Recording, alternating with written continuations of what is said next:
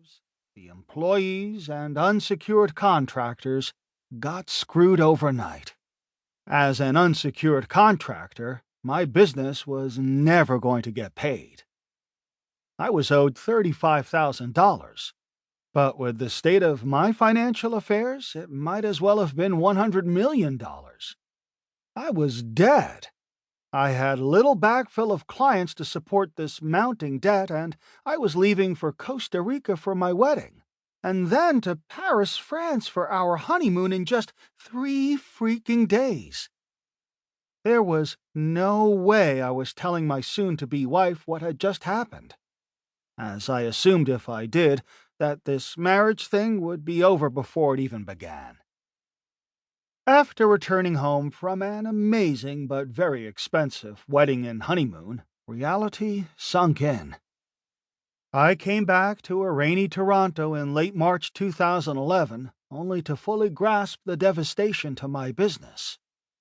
I was faced with laying off all my employees, not paying myself for 2 months, and no real prospects to help my family survive. I was scared. So scared that I felt like vomiting nearly every day. I was in desperation mode, one of several moments that will define what kind of person you are.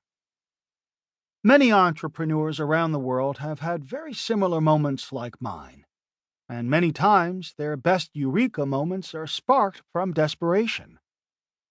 My eureka moment ignited a second-half comeback that warrants me telling you this story to help set the stage for this audiobook. Throughout the summer of 2011, I worked to support my few remaining clients, but was preoccupied with thinking about new business development for myself.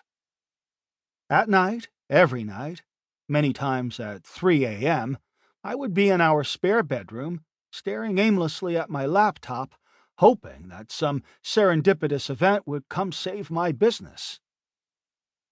I can vividly remember these nights like a recurring bad dream. Oddly enough, I would have LinkedIn open on the home page. I honestly don't remember why LinkedIn specifically. I would spend hours and hours thinking about all my business development success via the telephone, and thought about how I could communicate with prospective buyers faster and with greater scale. This speed-to-market thinking is what probably had me staring at LinkedIn. I began to really see the potential of LinkedIn, as it seemed like I was 1-degree connection away from so many Toronto vice presidents of sales.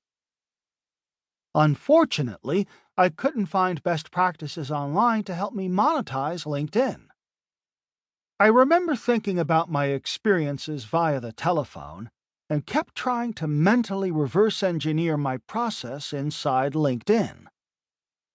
Slowly, throughout the summer of 2011, I started to figure out new ways to create sales opportunities for myself on LinkedIn.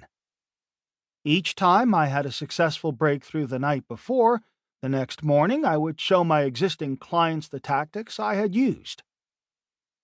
I found that clients were more excited to learn my LinkedIn sales tactics than to talk about my existing sales consulting services. Week by week, month by month, I got better and better at monetizing the powers of LinkedIn. Not only was I becoming effective with the tool, but my clients were showing repeatable success and quantifiable return on effort from my tips.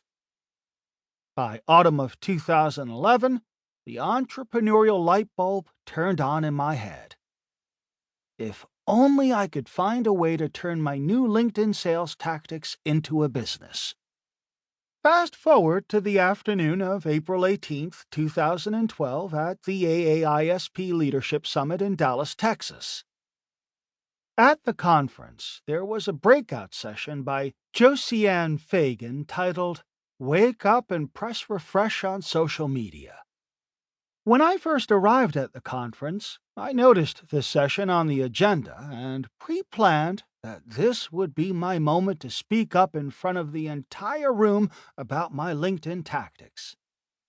As I walked into the breakout room,